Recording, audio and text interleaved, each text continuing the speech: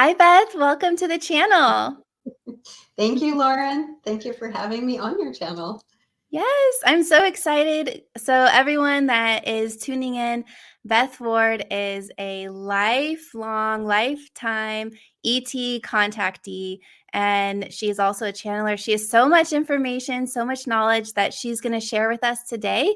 And before I introduce her, for those of you that are maybe just coming on the channel or just found this on YouTube, she's going to answer some really important questions for us today.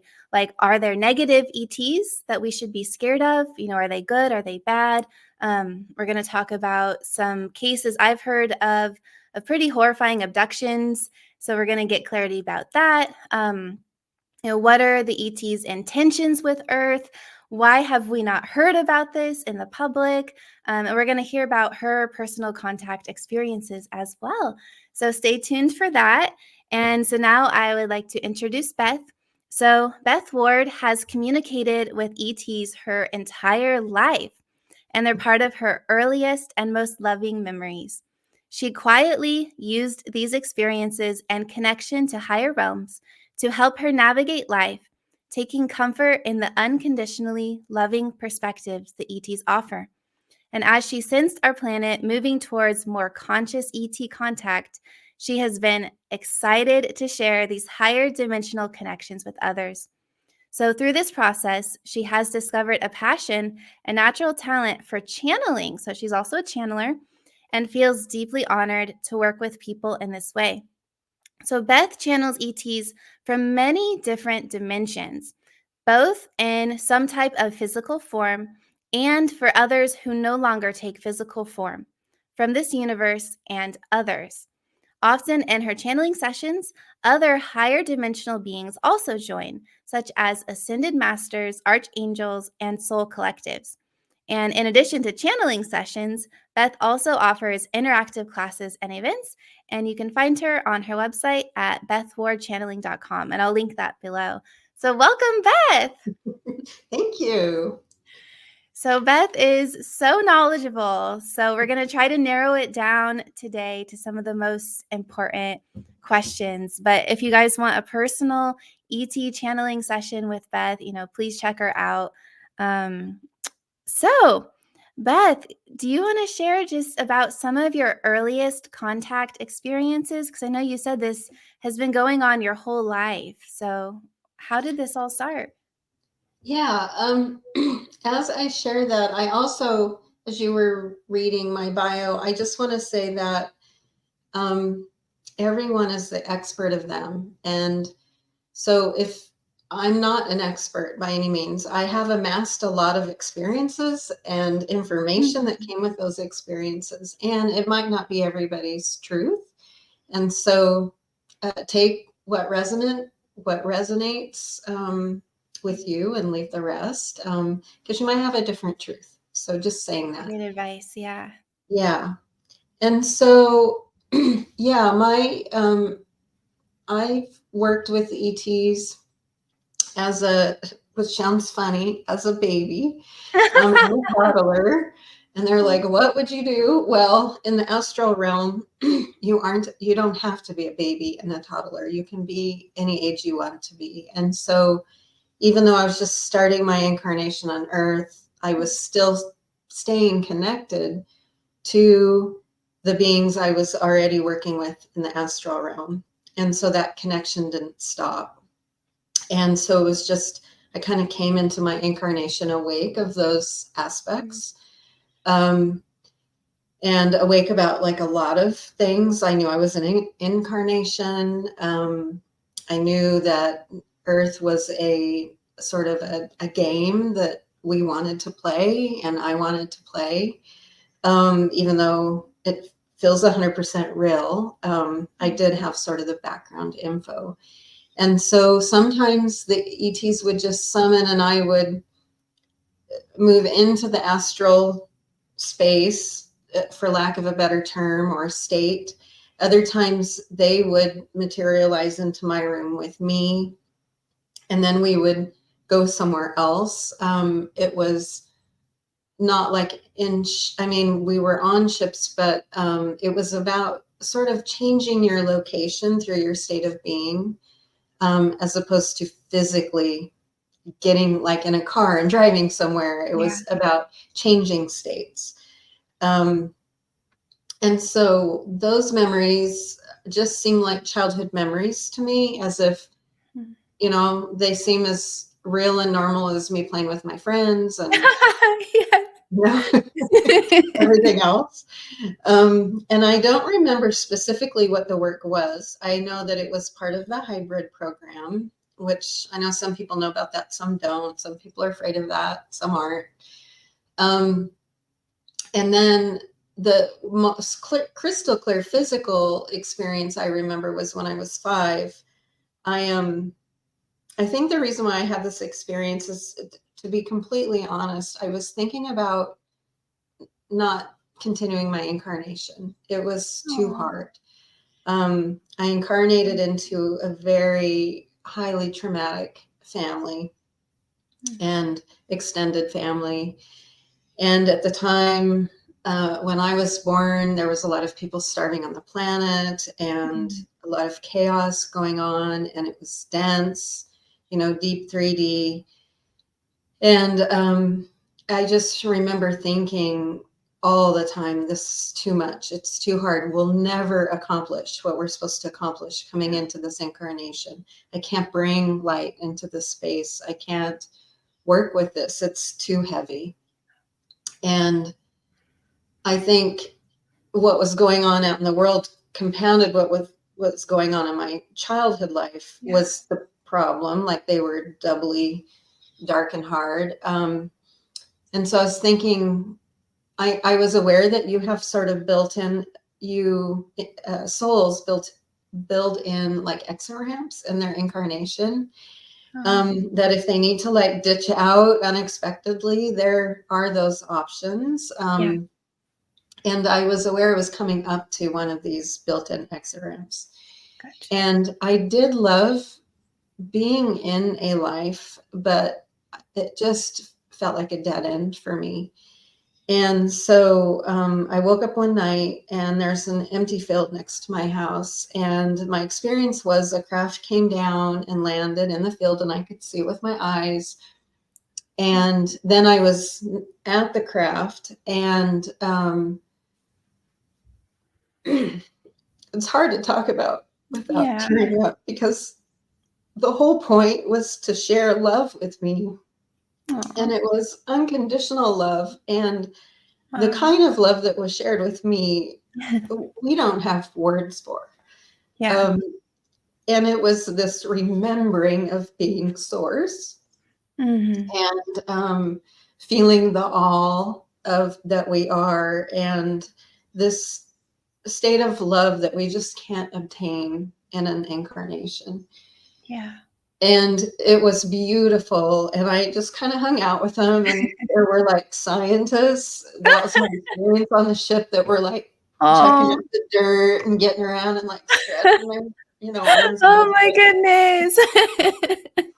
And some beings remained on the ship. Now, I didn't see the beings. I Mm. saw cloaks around them, but I didn't see their Mm. face. I just felt them.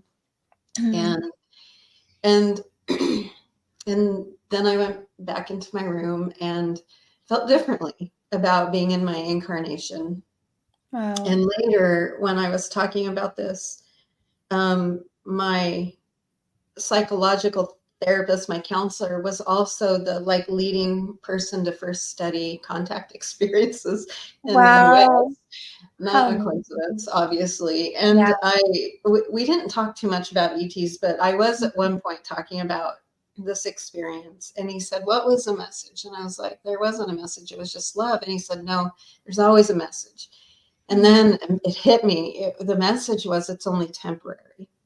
The pain. Remember that the Mhm. incarnation is just temporary. And Mm. but I was all in. After that experience, I was all into the incarnation. I was like, okay, here we go. Whatever Wow. happens is what happens. I'm going to go for it. I know that I'm ultimately safe and it won't last forever, is sort of how my childhood brain processed it, my conscious brain. Sure. Um, and then in that when I was talking to my counselor, he asked me questions I had never asked myself about the experience, and discovered that what we would call today is bilocating. I didn't have that language back then, but Sure. I have the memory of sitting in my bed the whole time and being in the field the whole time, parallel to each other. Mm-hmm. And so I was both places at once. And then this group that I met, they came to me when I started channeling publicly and wanted me to channel them so they could work with my heart space. And they shared with me that they aren't very physical and they are from another universe and they don't have a name and don't want a name, that that's important to the integrity of their communication and their vibration. Mm-hmm. And which was funny, channeling them, and people are like, now who are you Yeah, talking who to? are they? They don't want to have a name. Right, we want to know their name. Where are they from? Well, not around here. Um, and they're so loving, and they've been around a long time, and they take many states, and they're in many places at once. It's kind of beyond how we think of things in our current reality. Wow. That is amazing. I'm so glad you decided to stay and that they came and intervened and you had that moment. Yeah, me too. Thank goodness, right? Yeah. Because it's been such a wonderful life, even the darkest parts, now that they're processed and uh, behind me. Not that I would want to do that again, but I can feel thankful for them and understand why they happened. And I mean, what I wanted to take from that as a soul. And it takes a while to get there, like a whole lifetime to get to that perspective, but Yeah. feel super grateful. Yeah. Yeah. And now you're helping so many people and you're able to give back and share this love and their teachings and teach about them. So I want to ask you a question. So those ones were so loving, they had this moment with you, came, you felt profound love, and you were able to decide to stay and do your work. So these ones sound very benevolent. And also personally, all of the ETs that I've interacted with are so loving, so kind, so high dimensional. But I do want to ask, because, I'm sure people are really wondering, are there negative ETs that we need to be careful of, or do we need to have any worry that negative ones could come here or take over or attack? Yeah, I get asked that question a lot. It's a fair question. Yeah. And the answer is no, we don't need to worry. Great. Woohoo. We're just having Yay. a love party with the A love ET. party. Okay, I'm down. I'm staying too. Yes, we're definitely having a love party. And the reason why is because when modern man sort of got going, it's my understanding we were in a higher vibration, a higher density than we are now. And it wasn't uncommon to have contact with ETs and all kinds of things. And we're more aware of our sourceness and whatnot. The veil wasn't quite as thick. Yeah. And there were ETs who came along and exploited us because they also were in an incarnation playing as we have been, just like people have been exploited on our planet. They were also doing the same thing and learning and growing and developing. And so there were several races that came along either to use Earth certain ways or use humans certain ways, such as mining and labor and whatnot. And so some other higher dimensional beings said, time out, like this project on planet Earth is special and humans are special, and they quarantined the planet. To make it maybe a little digestible, I'm trying to filter through like all the details that maybe we don't Yeah. need. Yeah. And so to make a long story short, quarantined our planet so we could grow and develop over time in peace. And so there are what we would consider negative ETs around, but planet Earth is kind of out in the boonies, so to speak, Uh-huh. and not in that stream. We're also in a deeper density where we can't really interact and see too much of that. And then we have quarantining around our planet from benevolent beings who want us to remain free and grow at our own pace and do our own thing. Now, behind the veil, behind the incarnation, what's really going on is that we, as a human soul group, we've had incarnation cycles on other planets in our galaxy and other places, and solar system and other places. And so when we think of like Star Wars, negative peace coming to conquer the planet, all the scary movies that have ever been made or happy movies that have been made, those come from past memories of Mm. incarnation cycles on other planets. And remember, there really isn't time, so all this happens at the same time. Yeah. And so we had sort of unprocessed business from those cycles that we brought into planet Earth's cycle. Mm. So we decided, it's my understanding that we decided to process through some of those emotions and belief systems with other humans instead of other beings. And so when we look at big themes in 3D density, perpetrator, victim, empowerment, disempowerment, concepts of identity, those kinds of things, we are playing those out with each other as opposed to galactically, because we've done that Mm. already. We've done that in those Mhm. other cycles, but we hadn't done this. And so that was part of the quarantine, was to allow us to process through in a different way, which is with each other. Wow. Wow. Incredible. And so when you say quarantined here, are we also receiving protection from outside people? Are any of those galactic wars still going on outside, or you're saying like it pretty much all got condensed down into Earth? Or are there any ones out there we do need to be scared of?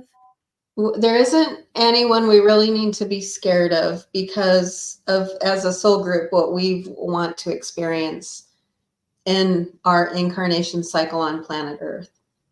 And Mhm. so, um, behind the scenes as a soul, we kind of set up the scene and play it out and then eventually make our way back to source.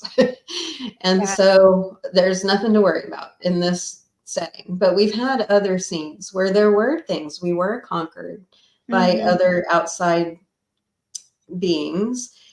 And so in this setup, we have higher dimensional beings who are protecting us and the planet from, say, somebody from a whole other part of the universe or another universe coming in who doesn't really understand, Mhm. can't feel into that level of the game. You know, maybe they're more 3D, but they have great technology and they've made their way and are like, oh, a nice planet, let's take over. Mhm. It's protecting us from that.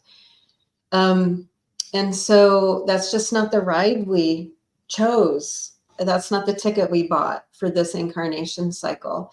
And so this kind of breaks your brain a little bit, but because everything happens in the now, we're all those places at once and we exchange information back and forth. So that's probably why George Lucas, is that who wrote Star Wars? Because he can, Yeah. you know, that's Mhm. bleeding through to this incarnation. You know, Mhm. why is it James Cameron do I'm not sure which one he did. Avatar? Oh, Avatar. Yeah, like that's Yeah. bleeding through. All kinds of things are bleeding through. So, Mhm. but the big thing about 3D is experiencing disempowerment, fear.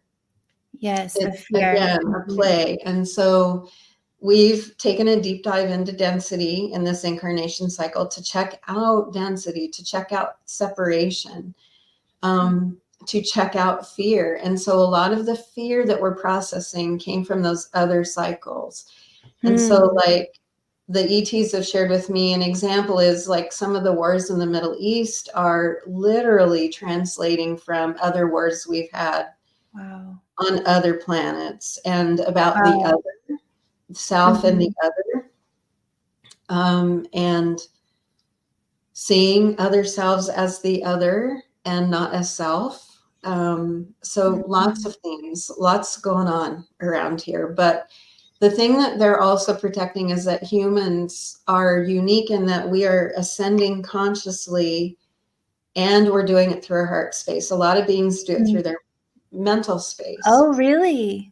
Huh, I've never Yes. heard that before. Okay. Yes. And so all the masters who love incarnation cycles got together and said, let's do something on planet Earth. So Mhm. here we are, masters playing a game, and processing through a lot of energy. Wow. Wow. So, just to kind of recap and clarify, there's no one's going to come down to attack us. There's no fears like that. Um, we were quarantined and isolated on Earth to play out some of these experiences, the karma, to process, to heal. And because all points in time are happening now, everything's happening at once. Our other lifetimes are actually happening now. Um, so it's kind of like condensing down, quarantining some of that onto Earth to have these experiences, right? In this lower density vibration and consciousness to play this Yes. out.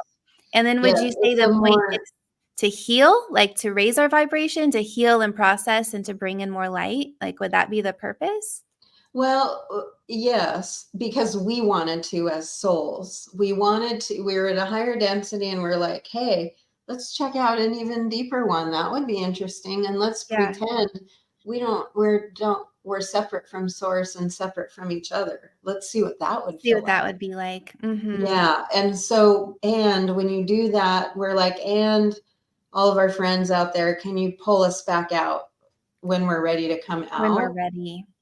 And so a lot of the ETs have shared that it's like a slingshot. The deeper you go, the faster you shoot back into Oh. higher density.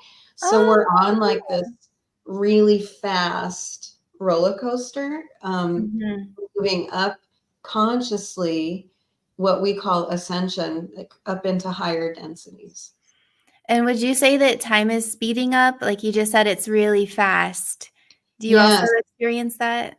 it is, because as you move up in, it's my understanding, as you move up in density, it speeds up. And another piece that we've added to the game is as we awaken, we're learning about being masters of vibration. And so if we can speed things up, we'll get feedback quicker. And so we'll start to wake up faster. So if you're like having a really bad day and maybe you're vibrating at a low space and you feel jealous or you lie or Mhm. you hurt someone and you're just down there at a lower, deeper, slower vibration, that will manifest fast. So you're like, It'll oh, this come is back where I faster, am. manifest Yes, faster I don't physically. like this. I need to change Mhm. something.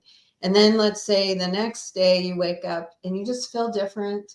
Maybe you did a little work in the astral realm. Yeah. And you're like, the birds are chirping, and oh my gosh, I have so much love and appreciation for everything. And then something beautiful happens. Somebody drops off a gift in the mail, or Mhm. you wanted a donut, and all of a sudden there's a donut that's brought to you, whatever. Uh-huh. Right? And that's fast feedback. That's a higher vibration. That's giving you those things. So it's to help us as we awaken, remember how to master our vibration. That's amazing. I've definitely been experiencing that things I'm thinking about or feeling are manifesting so much more quickly. Like, Yeah. recently, a lot of food has come in, like, I must think about food a lot, and I'll just be thinking about a food, like, that day or the next day, like, it'll be brought to me or I'll be brought to the right place, but definitely experiencing that. And would you say as we continue to raise our vibration, like, time will just continue to speed up more and more? I think so. And I think we'll hit a point where we'll just sort of ditch time.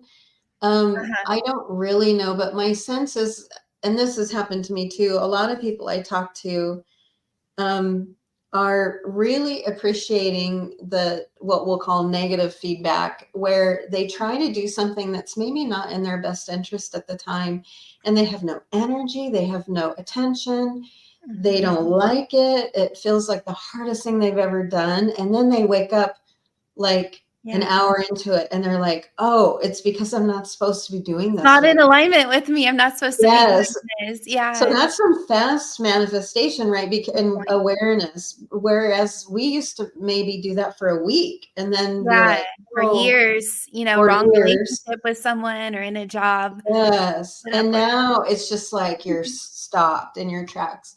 And so the other thing that I hear about that's also happening to me is losing track of time. So as it speeds up, you're Mhm. also not aware of it much anymore. And Yeah. you're relevant almost like, um, and if you ask people, so, what'd you do yesterday? A lot of people are like, I don't even know. Yeah, I don't remember yesterday.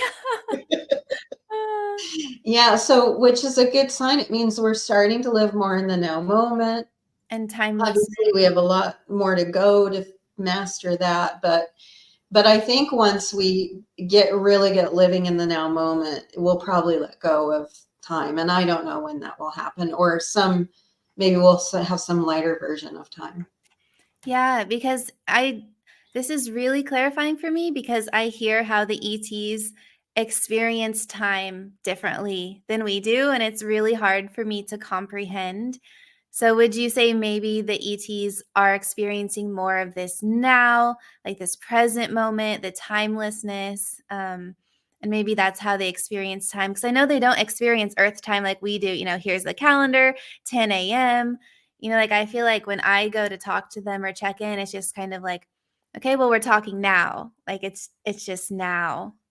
Yes, I think that, granted, there's a lot of distance between us, maybe at our highest vibration in our lifetime, and where they are. So I think it will be different for us than them, for a How we while. experience time. Yeah. Right. But I think it'll be more flexible. Like I hear people and beings talk about the astral realm and how, think about when you dream, there's a linear sense to it. Like Uh-huh. this happens, but it's super flexible. And then you Yeah. can jump over here and jump over there. Like I think it'll get more flexy. Yeah, Cool. Cool. Very cool. yeah, Okay. There's so many different things that are popping in my mind, but I also had a list of questions. So I just want to make sure there's a few things we cover, but this is so amazing. And I might circle back to some of these in a little bit. yeah, yeah. Um, So there was another question I wanted to ask about the negative ET Hmm. experiences. I don't want to focus on this too much, but I was having coffee with someone yesterday and she brought up this question. So I just wanted to ask. It felt like Spirit was wanting me to ask you. So um, there are these stories of really scary abduction experiences. You know, mutilation and torture and just really horrible things. So do you know anything about these abductions? What's been going on with that? So I know some stuff. So this is very multi-layered. Okay. Okay, Yeah. so let me try to give you the streamlined bit of what I know. So, the hybrid project, that you started hearing people talk about being kidnapped in like maybe late 60s, 70s, and maybe a few stragglers in the 80s, but they're like concentrated almost. Don't quote me on this, but it feels like something like in the late 70s. And in asking the ETs about this, what they've shared with me is that in that situation where they were part of the hybrid project, as a soul, they're like, yes, love it, sign me up for that. And then they come into their incarnation, they completely forget Mm-hmm. and are freaked and don't think they have given consent. They don't know what's going on and are flipping out.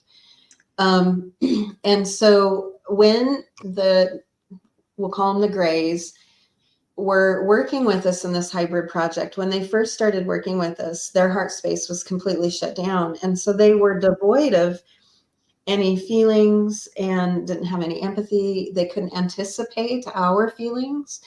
And so they were very robot-y. And then they had also robots, and they were getting people and doing things with them, not understanding the bigger context. And then some higher dimensional beings came in and said, let us help you. Let us be with you every time you have interaction with a human. So that's why you kind of hear about stories where there people by themselves, weird things happened. And they were scared. And then later it was like a mantis being, another being in a gray, and maybe a gray robot type synthetic being. And so that helped and to bring less in the trauma. mantis. Bring Yeah. in some other more loving, Yes, let heart us space help you. loving. So they were helping the humans, helping the grays. And then and the project was a success, and the grays heart space did open up, and they did become, I mean, it didn't just fully open, like it took, I don't know, I'm sure thousands of years, but then we're aware of like, oh my gosh, we caused a lot of trauma and didn't mean to in those initial phases. Another layer of this is that as a soul, some people wanted to experience being afraid, being disempowered, feeling trapped or held hostage or things like that. Well, some people experience that in their, not that we want these things to happen to us. I don't mean that at all. And I have great respect for all the exploring all the humans have done, me included. I've been to some dark places. Some souls wanted to experience content like this with other humans. Some wanted to experience it with other beings. And so another layer to the scary kidnappings is a conflict story. Instead of having it with a human and being kidnapped, it's kidnapped with a being. And some people have them with humans. So there's much going on. How aware in your incarnation do you want to be or not be? How much fear do you want to experience? Or did you think you didn't want to experience it and then it happened because you couldn't remember? The bottom line is that it's very real for the people. It is a real thing. They're not making it up. The trauma is real. It's no less traumatic than, it's probably even a little bit more traumatic than with another human because nobody can relate. Although when you're in trauma, you kind of feel like no one can relate anyway. So I guess that's true. But like there's no context, no place to put this in. There's not organizations out there fighting humans being kidnapped by aliens. There's no validation in there. So it's quite traumatic, and a lot of people have had to work through that. Some people that I've talked to, when I talk about the benevolent ETs, even though they have trauma, they maybe don't have these deep, like all caps trauma stories. Maybe it's like capital T trauma. And they want to hear, what about nice ETs? There's such a thing. What are you talking about? And then they start working on their stuff and releasing their fear and start opening up to this other concept called our friends that we hired to be co-workers with us and help us. Love party. And have a love party. And so they move through it pretty quick. But others are just taking a deep dive in that, and it'll probably take them their lifetime to work through it. And then there are some kidnapping stories from other ETs that are not the gray or the hybrid project that happened a long time ago. They're not many. They're just a few, I think, that have been documented. I think we weren't maybe as quarantined in the same way as we are now. Yeah, a few things happened. But again, we have to remember as souls, often these deeply life-changing experiences are co-collaborated between our soul and another soul. So whether it is your family or a kidnapper or an ET kidnapper or whatever, these are co-collaborated for both people to experience. And often, remember, there's no time. So we're Mhm. playing both sides at the same time. So we might be the kidnapper in Yes. one incarnation and the kidnappee in another incarnation all at the same time, Mhm. And it's been right? agreed upon on a full level. Yeah, we want to Mhm. explore it all. And Experience. yeah, and so that's happened, and that's very real and horrible. And then there's a lot of human nonsense happening. Now, Yeah. I don't interact with this much. This isn't much of my reality, but I hear about it a lot. And it is sort of a 3D, deeper 3D density thing about sort of this timeline and scenario where secret government programs are under the ground, and they've sort of reverse engineered ET technology, and they're building fake ETs, fake ships. And Mhm. the game is to eventually, it's about power, to stay in control, so that when the Mhm. benevolent ETs come, they show up too and say, look, you can't trust them. Look at these scary people are Yeah. hurting Create you, which fear. are ones they created.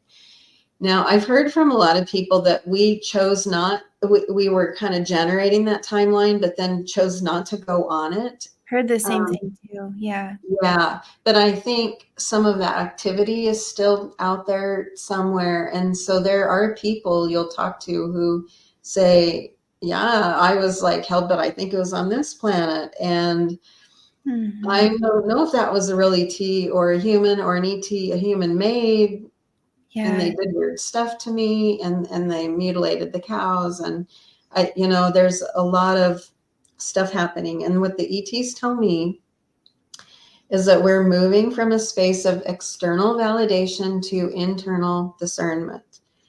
And so the best thing we can do in these scenarios is just feel inside in our heart space.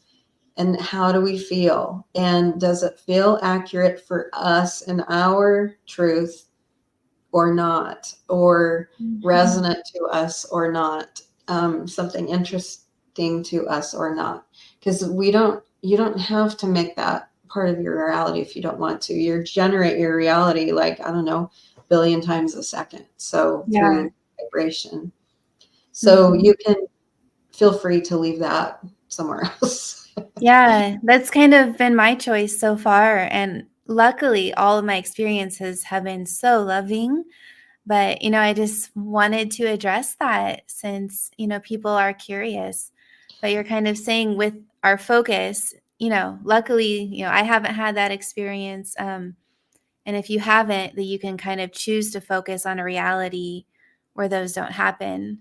Um, Yeah, and if you cannot quit thinking about it and you're so attracted to it, there's something in there for you that is reflecting back to you something you want to acknowledge. It might not be literally like you had that same trauma, but maybe you have a fear inside of you that you kind of want to bring up into the light and process through or release, related to disempowerment or yeah. other kinds of fears. So it's okay if it seems interesting or you feel like a voyeur into that. There's probably something in there for you, For you. yeah, to reconcile. And it's my understanding that whatever's out in our reality out here is quite dramatic compared to the thing we're trying to pull up inside of us. So if we Mm. see something big and huge out here we're afraid of, usually the thing we're pulling up is tiny. I love But that. we wouldn't notice if we didn't create this dramatic thing to I reflect see. back to us. We would Yeah, just to get go our about, attention. right, right. So it's not a one for one correspondence. I think it's big and bold out here, and inside it's a kernel. And then you bring Yeah. it up and you're like, is that all? Surely there's more, and there isn't. Mhm.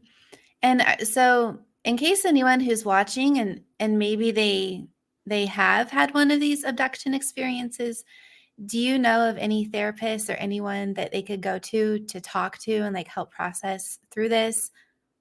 I don't. I've been searching and I still am Yeah. searching. My old therapist, Dr. Sprinkle, he was the prime person.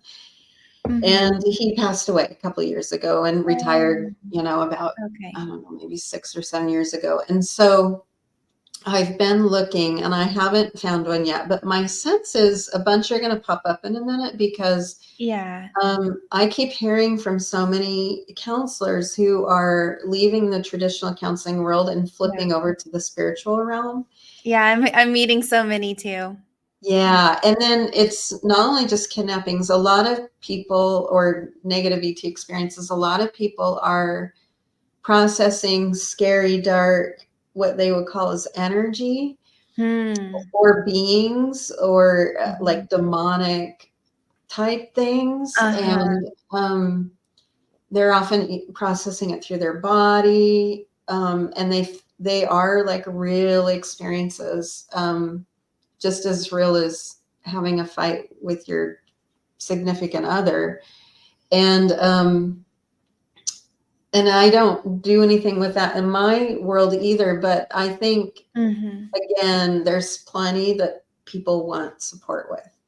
Yeah, and there's going to be more and more counselors and therapists popping up to help support whether you have had some sort of negative experience or you're just wanting help integrating all of this new information and the truth that there are other people from other planets, but we have been quarantined, we've been isolated away from them, but also that the truth has been hidden from us too. So I think there's going to be, on a global scale, on an individual scale, a lot of processing this new information in these new times where we're more openly connecting with, talking with ETs, and at some point having physical first contact too.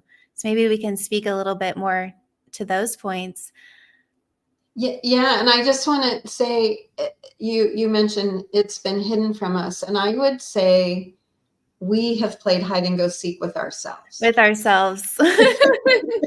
Because we're all one. We're all one We're always consciousness. safe. It doesn't feel like that in our incarnation, but if I think finally my big thing, if I don't know if it's helpful to others, but was like to just remember, wait a minute, I am always safe. That my incarnation is just a teeny part of my who I am as a Mhm. soul. And the rest of me is behind the scenes, as safe as could be. Mhm. Um, and so that is true. It doesn't feel like that because Yeah. we're playing the game, but it is true. We are safe all the time. Yeah. That's such a good reminder. Absolutely. So, so expanding on that, we are one, and so the dark ones, dark spirits, dark negative ETs are all one. It's all this experience. But I do want to ask you, like I said, a lot of this has been covered up about the ETs, and we're not aware of their presence or who they are. And I do want to get into here soon if you could share more specifically about some of the different races we're going to be interacting with in First Contact. But can you speak to it all, like why this hasn't, why is this not public? Why does everyone not know about the ETs? What's going on there? Well, we as a soul group wanted to experience separation and dive deep into 3D density. And so part of that is being separate from ourselves, from knowing who we truly are, knowing Mm-hmm. our true power. And so as we play this game of feeling separate, another thing that's part of the 3D world is playing with power and playing with constructs. Uh, we build structures around us, we think, to function. So think of like the government, the education system, Mm-hmm. the finance system, all the systems, the transportation system, Yeah. right? Everybody's like, can we get some new systems, please? Yes. Like, well, we don't like these systems anymore. We don't like government anymore. We don't like any of them. Mhm. Well, here's the deal. It's because we're moving out of 3D. And so as we go to a higher vibration, these things we built in 3D aren't resonant with us anymore. Mhm. And so as we wake up, we're like, wait a minute, these systems aren't working for Not us. working. They don't have integrity. They don't seem honest. They're not transparent. They're not helpful, right? So that's part of waking up, is choosing, is acknowledging, wait, this doesn't fit me anymore. I've outgrown it, and choosing something different that would be more resonant with you. Yeah. And so a lot of people are like, why won't the government just acknowledge and validate that we have some ETs? Well, I'm like, I'm really glad they haven't, because we are not going to tweak our systems that we built in 3D and take them with us to 4 and Mm, 5D. It doesn't work that way. mm, They will stay in 3D. So we're not going to revamp anything. We have to let it go and build a new thing that is for us, which we don't really need people telling us what to do anymore, right? We want a different kind of world. And so the fact that the government is behaving like it always has, and yeah. about Surprise. power, right, is a wake up call to us to choose something different. So every time we get mad that they're behaving or the system is like it is, it's voting vibrationally for the new thing we're going to build. Ah, cool. Very Yeah. cool.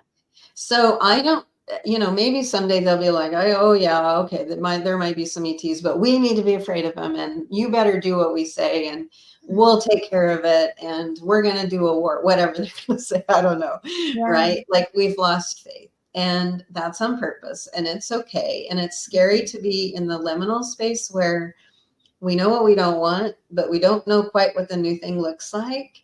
And it's Mhm. not quite been built yet. And we're hanging out in the middle in the void. Yeah. But it's a calling from our soul to get more into the present moment, to remember who we are behind this incarnation, to remember our sourceness, that never goes away. Yeah. And so we're being called to remember that, we are pure love and light. Mhm. And would you say that the ETs that you connect with and the ones that are coming to Earth and that we're going to start interacting with more and more, like, is that one of their main intentions, is to teach us about love and share with us? Can you share more about, kind of why we're starting to have more contact experiences, and are they wanting to help planet Earth in this ascension? Yes, so we asked them behind the veil, we said, you got to pull us out of this density, like we could get Mhm. stuck here, so help us out. And Mhm. so they're being great coworkers and coming and pulling us out. And so it's really about shedding fear. So first contact is, the ETs will laugh and say, it's really about self contact, Oh, discovering more wow. about who we are, not Wow. who they are. But they are a part of us. And so they are here to help us remember that, and to remember our power and our love, and which is the same thing. It's not different. The kind of Mhm. power we're moving towards is love. Love. Love is It power. doesn't, yeah, when you're in love, you can't overpower or hurt someone. You just shine brightly, and it helps everyone around you. That's Oh. your true power. And Mhm. so they're coming. And as they come and help us through these experiences, or people hear about it or whatever, it helps us dredge up the latent fear inside of us that's been hanging out, that we need to get rid of so that we can move up in vibration. And so Mm. that's kind of the first phase, is getting rid of the The fear fear. that we want to get rid of. And then the next phase is sort of discovering more of who we are. And it happens at the same time, but, becoming Mhm. aware of, wait, I think I might be source like all the time. Yeah. And wait a minute, it's happening in here, not out here. And oh, I generate my reality. Oh, right. So then it's Mhm. waking up. And so when they come, a lot of people say, why didn't they come rescue us like a long time ago? There's horrible atrocities happening on the planet, which there are. And they know that. And we did not ask for rescue. We asked to be empowered. And if they come in and Yeah. rescue us, that unspoken message is you cannot do this on your own. And you're going to have outside help. And you don't have any of the know-how or the tools or the whatever, and we do. So here we go. That's not helping us at all. Mm-mm. Right. And we're not growing and developing through rescue. And Yeah. so we don't have to meet them exactly halfway, but they're waiting for us to rise up in vibration and sort of shed some of this fear so that when they do come in, we're more empowered and we work together collaboratively. It's not a rescue, it's an expansion. Mm. That's amazing. And I'm sure they're wanting to interact with us too, because it's expansive for them to meet humans and learn from all of our experiences and to create new experiences and relationships too. Yeah, they will say they've been learning from us from day one. They call us masters, masters of separation, Oh, because of the game we've been playing, and masters of all of it, masters of polarity, masters of the heart space, masters of emotion. And they all said, every ET I've talked to or high dimensional being talks about learning so much from us while we play this wow. game. Really? So would you say there's a great amount of respect that they have for us and all that we're choosing to experience as humans? Huge Huge amount. respect. Yes, they don't see us as less than or less developed.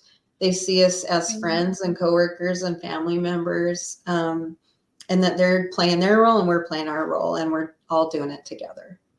Yeah, that's so wonderful. Because I know one thing I've personally been integrating, as I've been having more and more conscious contact, and I'm personally working towards physical first contact and having that experience, but it is bringing up so much fear, so much insecurity, so much feeling like I'm lesser than and that they're better, which I've been working through this. But, it was my own stuff I had to work through, and I would look at them and be like, "You guys are so psychic." Don't have these psychic abilities turned on like you guys. You're so psychic. Your brains are like supercomputers. Your vibration's so high. Your bodies are so perfect.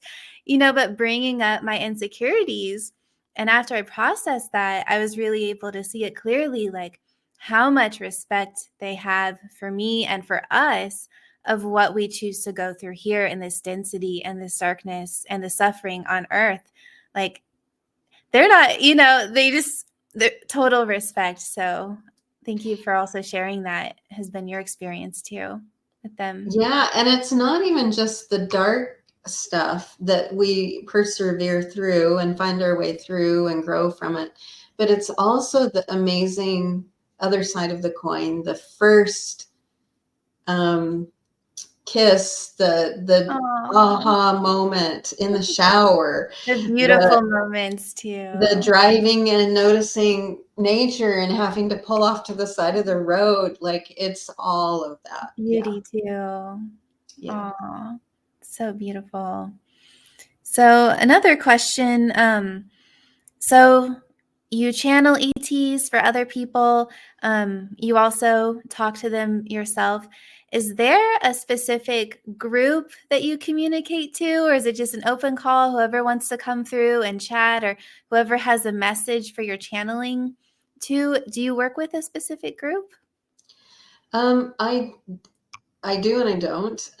So when I first started channeling publicly, I channeled Ishtar from the Yahyel group, which is maybe going to be the species we have first contact with. A lot have said it's probably either going to be the Pleadians or the Yahyel, which both look much like humans. The Yahyel are genetically very identical to us. Hmm. So we'll see. Yeah. And and then I channeled Alex, a reptilian being, a saurian being. Mm. Um, and then the group from the other universe who came and visited me. And then everyone just started coming in. ETs, I don't even know their names. I Cool. like there's just too many to Sure. even tell you. And so when I channel, whoever's asking questions is who comes forward. So Mhm. they, all the beings I work with always consult the spirit guides of whoever they're Yeah. talking to. And then depending on what the person's asking about, it's picture a crowd and there's a mic that can pick up the crowd, but then sometimes an individual steps up to the mic and Cool. speaks specifically. So both happen. So like a couple of weeks ago, I was channeling and the Sasquatch group came forward because the Neat. person was asking about it. And had had an experience with one. And so they Mhm. came forward. And I, in the background, when I'm channeling, I'm kind of off to the side and Mhm. I can hear, I'm conscious, I can hear what's going on. But I marvel at like who's sort of coming up and going back and the crowd shows Mm. up and then somebody out of Mm. the crowd comes up and Wow. I can feel all of that happening. And then sometimes people will say, could you please just channel X? And I Wow. ask for them to come in. Gotcha. Wow. So big group. Big group. And are Yeah. you able to physically see them? Or I know when you're channeling, they're sending the information through you and you're speaking it. Do you have your psychic sight? Are you able to see what any of these ETs look like? All of my clairs are open. My strongest clair is knowingness. And Mhm. so, but I get it all at the same time, but I don't get dramatic pictures because that's not my primary clair, but I do get pictures and information. So like when I'm channeling, I can tell who it is by, I have a knowingness. I can feel it physically. Mhm. The vibration, flavor, texture is different for every being or group. So they all kind of have a personality. And then I can see things that tell me that go along with that information. And so when I'm channeling, I often see things that they're talking about. Um, and sometimes I see the Cool. beings and sometimes I don't. Or I'll pick up aspects about them. Yeah, very neat. So you Yeah. mentioned, sorry, I'd never heard of them before. The Yahyel or Yalel? Yeah. Yahyel. So it's Ya Yahyel is how I Yahyel. spell it. And they are part of the hybrid project. They are the fifth hybrid race that was created out of that. And they are, it's my understanding, they're in a density overlay over Earth. So they're physically close to us, Mhm. close to our vibration. They look pretty much like us. If what I was told is if they were like walking around in a crowd, we would notice their glowiness. You know, they would definitely stand out, but the really big eyes, Hmm. but human Mhm. looking eyes. And the pupils are a little bit different. I channel art too. And Cool. I've channeled a few eyes and they're beautiful. They're Mhm. like our eyes, but more dynamic. Beautiful. Yes. And they don't have much hair. Some Interesting. have hair, some don't. The ones who do have hair, it's kind of thin and straggly a Mm. little bit. They're smaller than us. Um, they love nature. Mm. Often, like if somebody has a Yahyel being as a guide, it's common that they'll have a nature name. Aw. Um, and then they play with nature, like they'll talk to people through nature. It's just Aw. beautiful. So from what you've been hearing in your connections, it's likely that first contact, on a more global scale could be with these Yahyel or the Pleiadians because they look very human, so people would be less scared. Yes, Yeah. yes. And I've said, how do you pick? And they said it'll happen in the moment, that when we reach globally, we're at the right vibration Mhm. and it feels like it's time. They said Mhm. vibrationally, it'll be obvious to all the ET helpers who should come. Who should come? Yeah. Yeah. And I guess could you confirm this? I was listening to a Bashar video recently. For those of you that are tuning in, um, Bashar is an ET being that has been channeled through a man named Daryl, I think Daryl Anka, for like 40 years. And Bashar was saying, so just this year in 2024, he's starting to prepare people more on a global scale for first contact. And of course, he was saying, if this is something that you want, that you can focus on it, and kind of reminding us how we all have our power to create our realities. So if you want to line up to a reality where we're having first contact and meeting these other beings, keep focusing on it, keep raising your vibration, and you can step into a reality where that happens. So would you say that's true? Like, we are empowered and we can focus to make this happen if that's what we want? Yes. Yes. And by the way, Bashar is from the Sasani civilization. They're the first hybrid race out of the Oh, hybrid project. you just had mentioned this, Sonny. Okay, so could Yeah. you speak a little bit more about the hybrid project? I've heard of it, but I really don't know many details. Yeah. Let me answer Okay, the ET first thing and then question. we'll go Okay, there. sounds So good. the what was shared with me is anyone who wants to have their own in-person open contact experience, green light from here on out. Like it's been that way for about a Cool. year. Like feel free. Cool.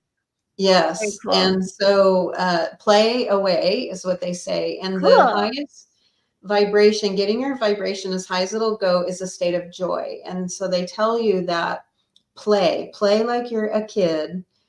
And Mm, that, like when you get in flow state where you don't even know time's passing and you're just in so much joy and you've lost yourself and you're just cool. one and having a good time. That's the state, is the highest state we can get to. And that's what you're looking for when you have this intention. Wow, beautiful.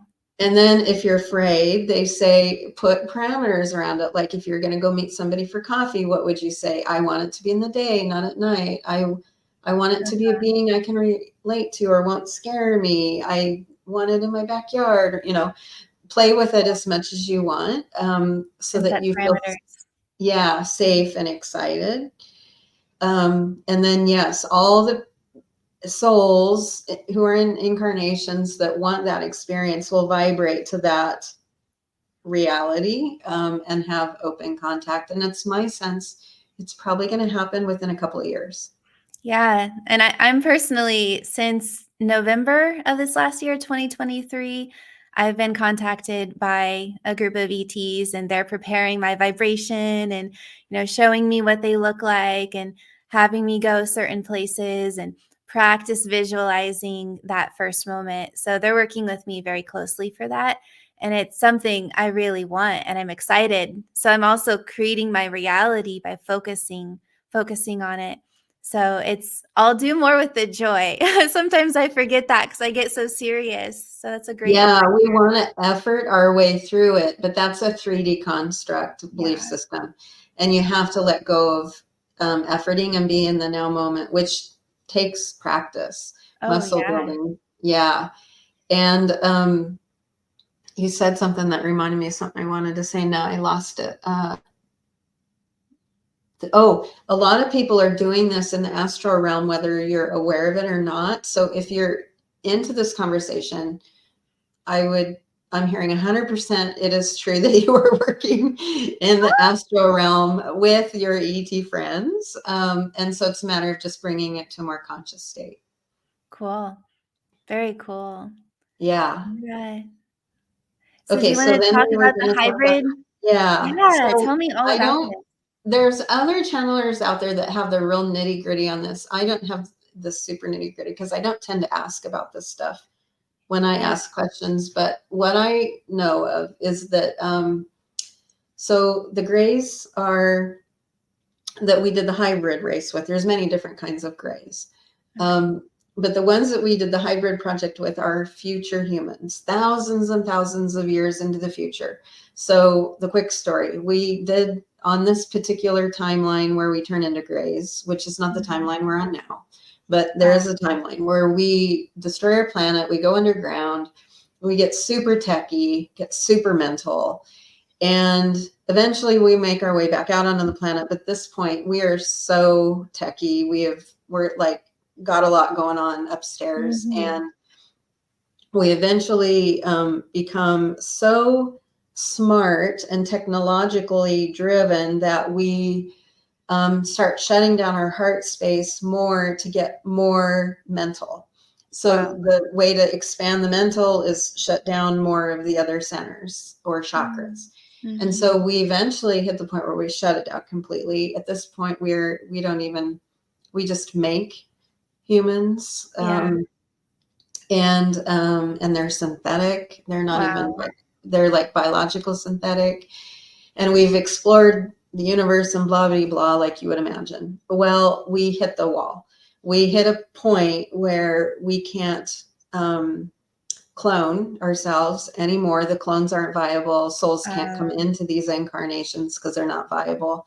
It doesn't offer enough for a soul, and the species is going to die out. And we don't want this to happen. So we reach out for help. And after a while, figure out it's because we've shut our heart space down. And so we want to open our heart space back up. And so we work with some higher dimensional beings. And we come back to human history and tap in to where we're the most aware, but yet this hasn't started yet on that timeline. Mm-hmm. And we get some light DNA. I don't think it's physical DNA. And we create 5 races. The first race is the Sasani race, which is Bashar. And they look like Grace, but they're just a little bit taller. Okay. And then the next race is some like the Yahyel maybe or something. And then the Yahyel's next. And then I don't know all of them in the middle. Yeah. And then we get to the Yahyel. So the Yahyel look mostly like humans. The Sasani look more like Greys. Wow. Because we keep feeding in more human DNA. Wow. And the beautiful part of this is that, because remember, there's no time. Uh-huh. So this breaks my brain a little bit, but the Yahyel is created to help us become galactic citizens.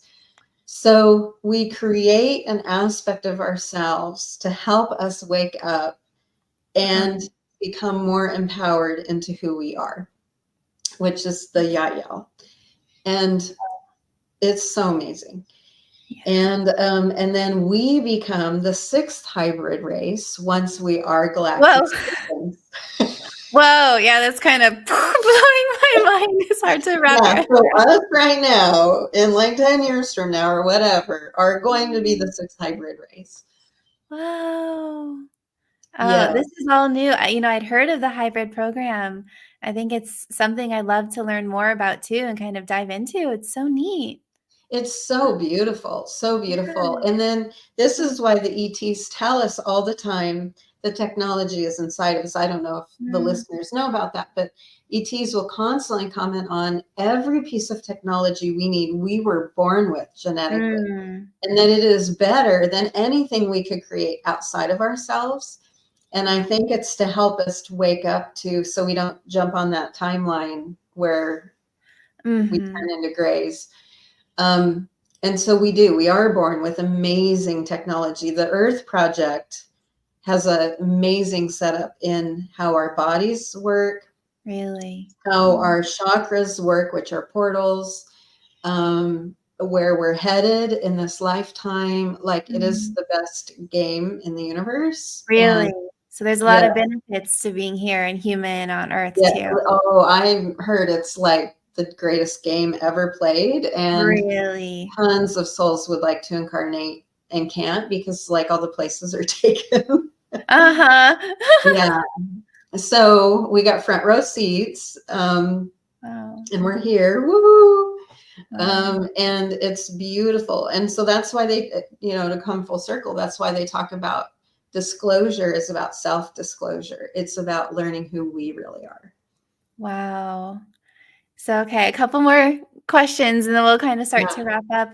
So just off of that note, if humans are so special in Earth and the design, I know earlier you were mentioning to follow our joy, and that's like one of the highest states we can be in. We have all of these inner technologies, psychic abilities. Could you speak more to, you know, because there's so much fear, there's so much worry, there's so much trauma we go through here, but now you're kind of enlightening us too. Well, there is so much beauty and joy. Could you just speak to that more? And like, what are some of the benefits? What are the things we can really tap into that are accessible now? And as we do raise our vibration and ascend, like what could that look like? What's like the best case scenario of what we can tap into in our body and just like what our lives could look like? Okay, so my quick answer is there are no limits. So Wow.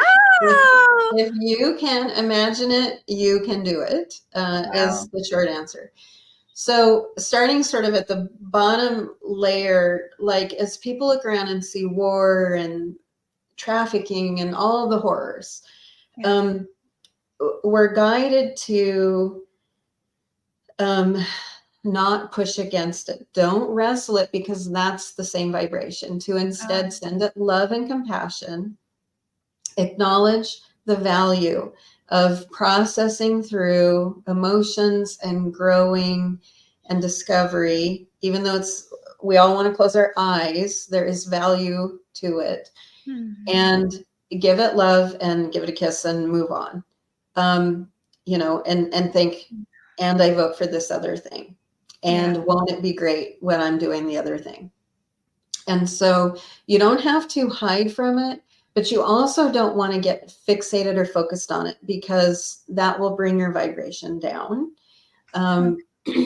So share loving thoughts and move on. And then in your own life, as you encounter and fall and trip and roll down on the grass, whether something's happening at work or in your personal life, we all do it. You want to do the same thing. Give yourself love, self-compassion. Acknowledge that there is stimuli, that we came here to experience stimuli, and then practice how we wanted to respond to it. So most often we get frustrated or angry or whatever, that's okay. But then we kind of wake up and we're like, oh, wait, why did that happen? I want something different to happen. And the good news is we're now at a high enough vibration that Earth and all the humans, that we don't have to deeply unpack this stuff. We can just be like, oh, okay, letting you go, goodbye. I don't even need to know why. I don't care where it came from. I don't need to know that. I mean, if you want to explore that, you can, but we don't need to anymore. We used to at a deeper density, but now we can. The ET said to me, if you're at the train station and you notice you have a couple of bags over there, do not unpack them. Oh, that's Let funny. them go and leave the station. Yeah. Oh. And for a person at my age who's done like a lifetime of personal work, it took me a long time to accept that I didn't have to dig through all of that emotionally, and why did it happen? Where did it come from? What childhood, just let it go. And so give yourself a kiss and a hug, let it go, start over. If you can't get out of it, go do something fun, take a nap, whatever you need to do to just break the vibrational pattern and start again. And then the ETs talk about the biggest thing you can do for yourself right now is play. Play like you've never played before. And a lot of people are like, I don't even remember how to play, or what. Right. It's been so long. Yeah. Right, or like that costs money, blah, blah. And they're like, no, time out. Like you used to, when you were a kid, go outside and be entertained for 5 hours with. Right. Play with some rocks and a tree and the birds. Exactly. So they're That's like, great. that kind of play, like lose yourself in play. But it could be like a hobby. For some people, for me, it's art. I'm an artist. And so the more, listen to music, music will change your vibration. Being with people, whatever it is, play and get to that joy state. And that's where the magic starts to happen. And then the other thing they've shared with me I'm doing a class right now and we're talking about this, which is Yeah. the present moment is where it's at. So in the present moment, there are no stories. So stories are either a judgment about the past or a fear about the future. Mm-hmm. The story cannot exist in the present moment. So if you got a story going on, you know you're in the past or the future, and that's your cue. Oh, wait, I'm not in the present moment. So let go of that, get back to the present moment. They say the present moment is the place of infinity. It's the place of unlimited creativity and absolute safety. Wow. Yeah, so it's a beautiful place full of love. So you just have to keep finding your way back to the present moment.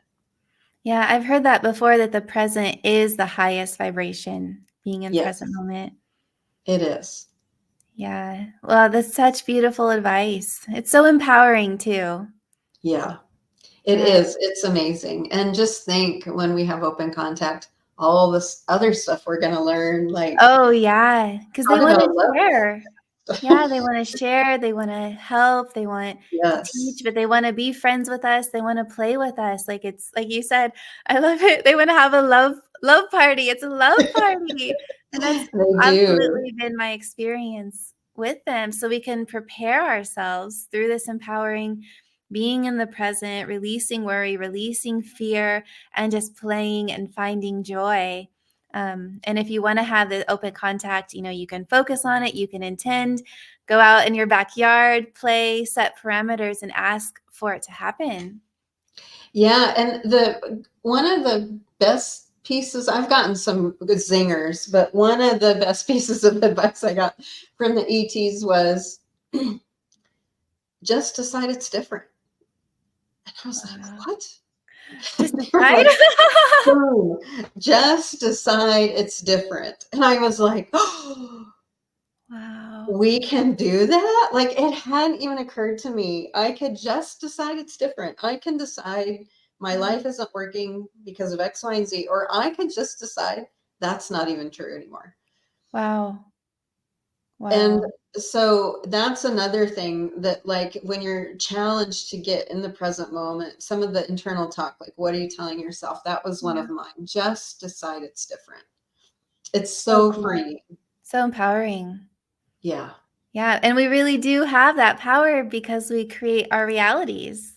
We are the Right. It creators. literally comes out of our heart chakra like a projector and is like a movie we're watching, but the movie we're watching is really the past, technically, like um it's streaming the vibration we created with over and over and over and over. And so Uh-huh. each new moment is a new opportunity. You're not locked into anything. Yeah. Wow, beautiful. So I have one more question I want to ask, and then we'll kind of start to wrap up. And, if there's any final words you want to end with. But my last question for you is, I know you had the physical contact experience when you were 5. You couldn't see them, they had veils, but there was a ship there and you were, in the same proximity as them. And have you had any physical contact experiences since then? Yes. So I've had 3 since then. Um, Actually 4.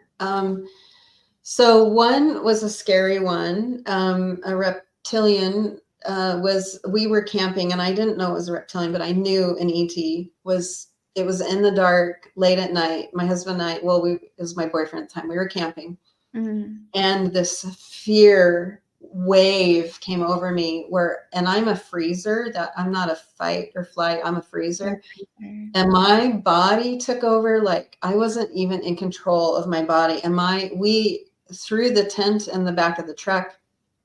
I didn't even remember putting the fire out. And we drove out of there like 1,000 miles an hour. And then I was afraid for the next 2 years, scared to Oh. look out the window at the sky.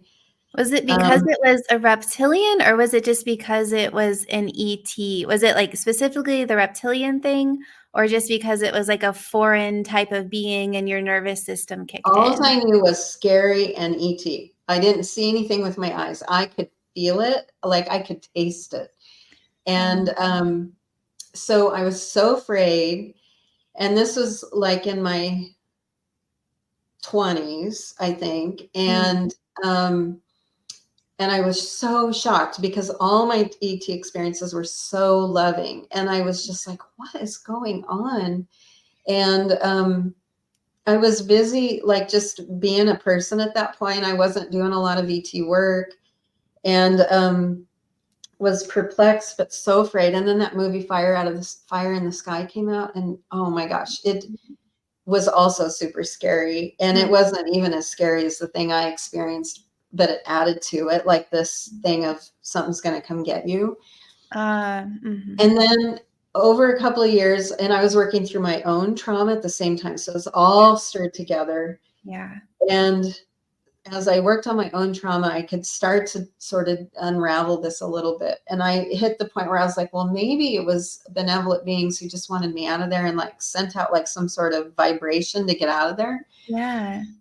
And then finally, like, I don't know, a few years later, I got to the point where I was like, I didn't really care. Like, I know a bunch of loving ETs. And so what if there's like a scary one out there? I'm not going to worry about it anymore. Like, I feel safe. I feel empowered.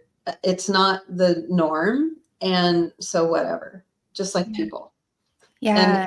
landed on that. Well, then about 10 years ago, I started to kind of get back in. I mean, I always had talked to ETs throughout my whole life, but it Mhm. ramped up again. So I was getting a channeling from someone who channeled a Yahyel being. And I said, what the heck was that? And they Mhm. said, oh, that was a reptilian that can kind of walk around on the planet with people not really noticing.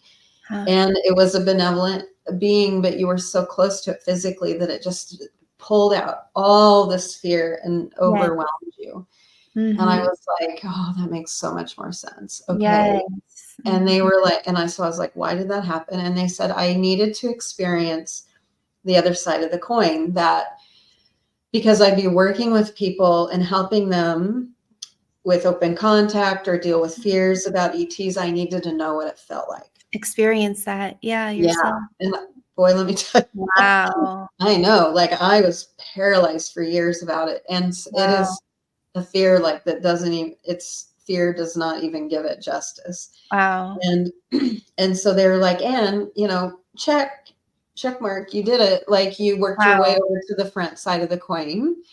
And Oh. that's what you wanted to do in your incarnation. And I was like, okay, that's cool. Mhm. Um, and then that same being came after I'd moved to Nashville, and it was in the side of the yard. And I was not overcome with fear, but Oh. I couldn't get out to go talk to it. I knew it was there. Mhm. And I tried so hard to get my body outside, and I just couldn't. I wasn't afraid. I felt a little bit nervous and excited, giggly almost, but Yeah. I couldn't get my body out there. And I Froze was so, again. yeah, Yeah. it had a mind of its own. And so I was like, in my mind or in my heart, I was like, hi, I'm sorry I Yeah, can't I come can't I home. can't move. I can't get my body to I'm go. trying so hard to get out there and I can't get It's out there. And the being Mhm. was like, I know. Aw, like, okay, we And then understand. left. And Yeah. then another time, and by the way, I've since learned that that is a counterpart of me, which we haven't even talked about counterparts yet, but Mhm. this is Alex, a Saurian reptilian being, who's on the Galactic Federation ship and was the same one in the woods.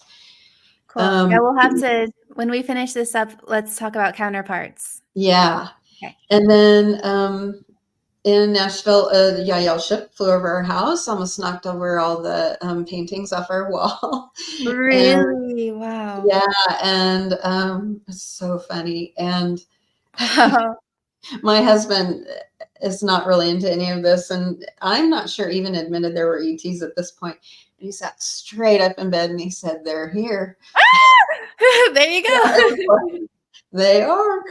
Mhm.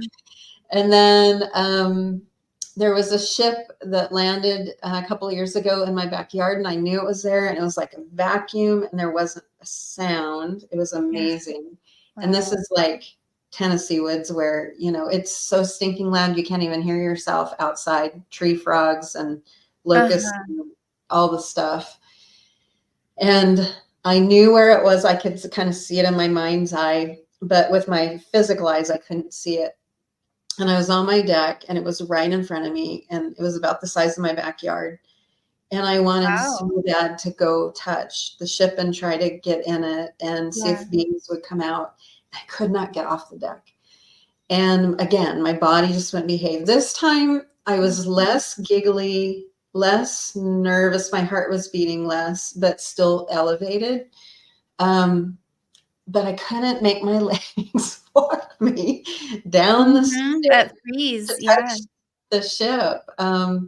So I hung out there for about 10 minutes trying to do that. And eventually I felt really tired. And I was like, okay, sorry guys, I gotta go. Like, thank you for being here. And I gotta go lay down. Yes.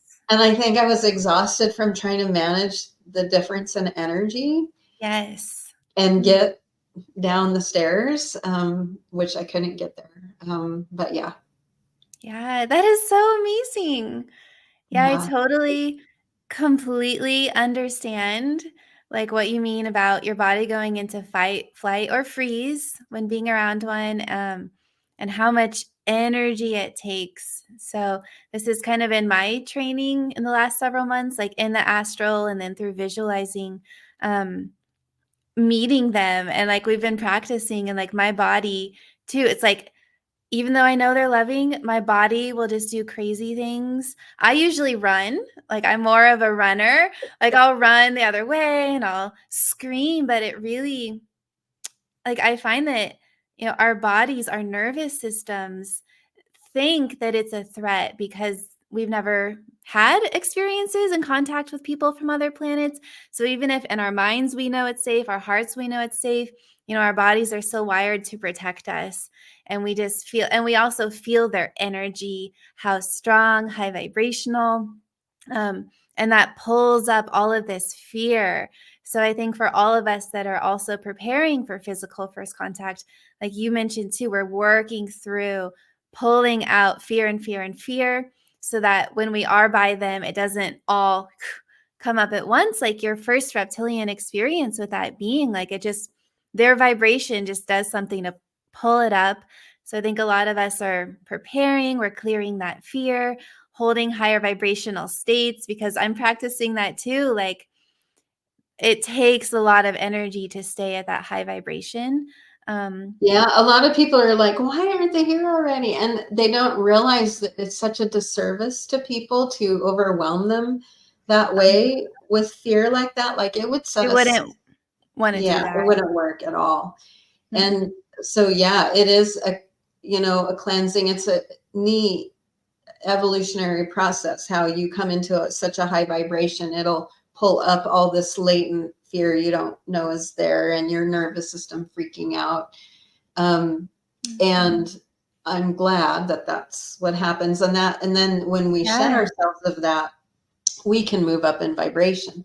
So it's evolutionarily helping us move up in vibration by pulling up the fear. Absolutely. Just I've changed so much. The last several years I've been channeling ETs and then preparing for the physical first contact. I've been doing so much inner work. I feel like I'm on like lightning speed, and it's also amazing to have their support, right? It's not like I'm just doing it alone. It's like these benevolent, loving beings and they're funny and they're so cool. And so it's like I'm so excited to meet them, and so it's really amazing, but it does take a lot of inner work. And so I think whoever is wanting these experiences, setting the intention, but also being prepared to do your inner work and, work with this fear and shadows as they come up so we can be with them. Yeah. Yes, definitely. And now that we're here, we can kind of keep it light while we do our work. Like I why love would that. yeah, like when we bring the shadow side out, like the ETs are so funny and They're so funny. they are so Yeah. funny and they tell funny jokes They and do. they're hilarious. And they talk a lot about keeping it light, that the efforting kind of works against you. Just let it flow. Um, Try not to be afraid of it. They talk about, visualize if you're afraid of something.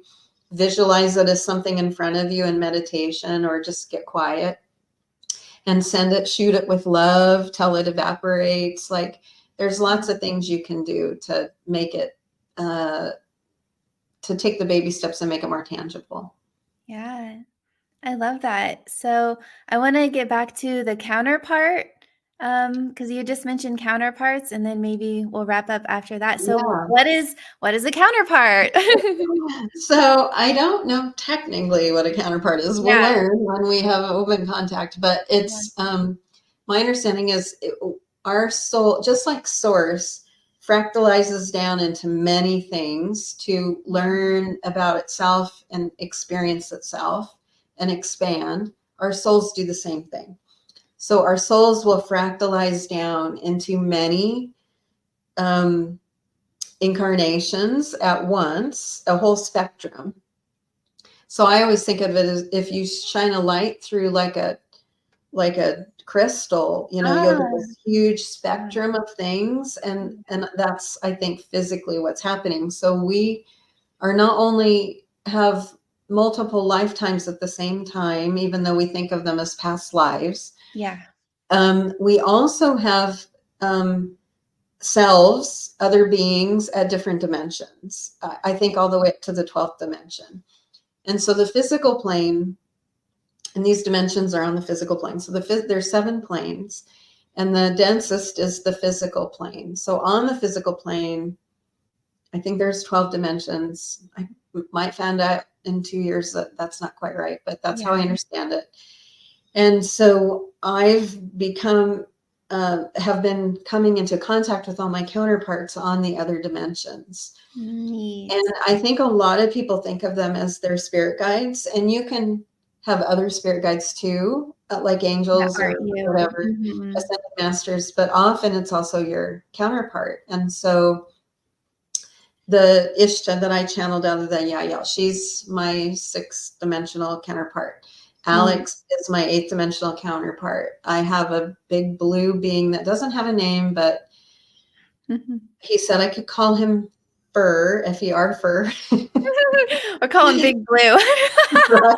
That would be good. He's like, I don't know, 9, 12 feet tall and Oh. really long, skinny arms and legs. And Oh. Mm. talked to him a lot in a QHHT session. Cool. And he's actually in a ship outside the planet while we speak. Mhm. And then I have a mantis being that's a 12th dimensional counterpart. Didn't ask for a name, just super loving being. And so as you wake up more and move up in vibration and sort of get curious about like who you really are and what's really going on behind the veil, these things start to appear. And I think first you think of them as guides, and then you start realizing, oh, wait, this is me. And it doesn't mean they're not really beings, they are. I Yeah. know that we come from 3D separate world where Yeah. this doesn't make sense, but out in higher dimensions, it does make sense. Like, we can go meet ourselves. We will Yeah. hang out with ourselves after open contact. And Mhm. it just Yeah. means that same being or different beings from the same soul. Cool. Yeah, I've heard that on so many other planets, when you're born, you're aware of your other dimensional aspects. But Yes. on Earth, when we're born lower vibration density, we're not born aware of our other aspects. Yes.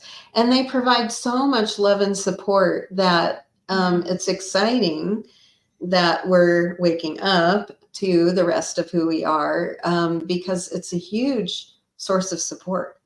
Yes, I can totally attest to that. So I just recently, there's only one counterpart that I'm aware of personally who's Andromedan, and she also works on the big Galactic Federation ship. And I used to channel her a lot, and then it kind of went away. But just the last several days, I've been channeling her. I've been talking to her. I can hear her. I'm like, this is the best advice ever because she's me. She's me. Exactly. I'm like, I just love it. And so it's really becoming my intention to strengthen this connection and have conversations. Because who better to give you advice than like a higher dimensional you? Exactly, and love And love. too. I think love is so important here because again, we're used to efforting and we're Yeah. used to information shifting Mhm. things. But now we're moving down into the heart space, and our clairs, our gifts, our awareness opens the more self-love we share with ourselves. Who knew? Who knew that would be the Yeah, key? that's the key. Oh. That's the key, self-love and self-trust. And so the more we do that, I think I've leaned on my other counterparts to show me how to do that by how Mm. they love me, Oh, helped me love me in that same way. that's so beautiful. Yeah, well, Mhm. this you have shared so much information today. Are there any other kind of things you feel we should share? I know you have so much information, but we definitely covered all of the topics that I wanted to cover today. So, do you have any last things you want to share? Any final messages as we close up here? I don't think so. Um, it was a Okay. great conversation. Yeah, thank you, Beth. I enjoyed this so much. And again, Me for too. anyone that is wanting a session with Beth, I'll leave her website down below, and she also does classes.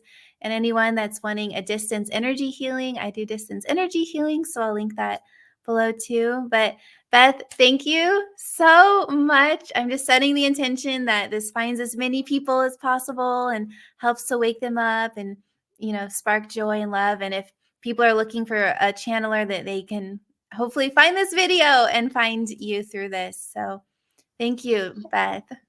Thank you so much. And I'm hearing the group is saying to share that also, if you're new to the ET deal, I host a meetup group called CE5 Nashville. And Neat. people from all over the US come. It's not just Nashville people. And often they don't have any ET stuff going in their area. And so they find mine. So if you just go on Meetup and Google CE5 Nashville, as in Stephen Greer C5, even though Mhm. it's a discussion, I leave that in the title so people know. Oh, if they don't know much about ETs, they at least have heard of that. Mhm. And so it's an open group and anyone's welcome. Gotcha. Do you also lead like CE5 events too, or just this online discussion group? I have. For the last couple of years, we've done 3, I think. And now, because the group's spread across the US, people are talking about should we do one in the middle of the US? Or so they're all in conversation right now Yeah. about maybe doing another one. Um, and it feels funny. I feel kind of giggly when we talk about CE5s because even though it is using consciousness to make contact, it's now an inside game. And I think Mhm. when the C5 concept was laid out there, it was more of an external, I want to see Yeah. ships in the sky. Yeah. Now that we're waking up, we can do this anytime we want. And it's fun to do it together too, but it really is an internal process. We don't need anything outside of us to make contact, but it is fun to get together. So yeah, the answer is yes. Yeah, cool. And for those of you who might not know, CE5 is what is it? Close Encounters of the Fifth Kind, human initiated contact. So there are these groups that gather over the US and they sit together and meditate and put out a call, I think play some tones to make peaceful, loving contact and to invite ETs either in ships or telepathically or energetically or some point physically to come make contact. So. And when we do them, I channel ETs that guide the humans through the meditation. Well, yours sounds even better. How special to have a It's channeler. really loving. It's beautiful. It's a lot of fun. Cool. So you said you've led like 3 of those this last year. Is there a way for people, do you have a calendar if people want to come to your CE5 specifically, how could they find you? Just come to the meetup, and Come to the we're meetup. mid conversation about when we'll do the next meetup and physical in person CE5 event and where. Cool. So I'll also link that meetup down below for you guys if you want to join. Thank you. Cool. So thank you, Beth. This has been amazing. Thank you, Lauren. It has been amazing. And thanks for all that you do and getting these conversations out there. I know they're helpful. Yes. Thank you so much for that.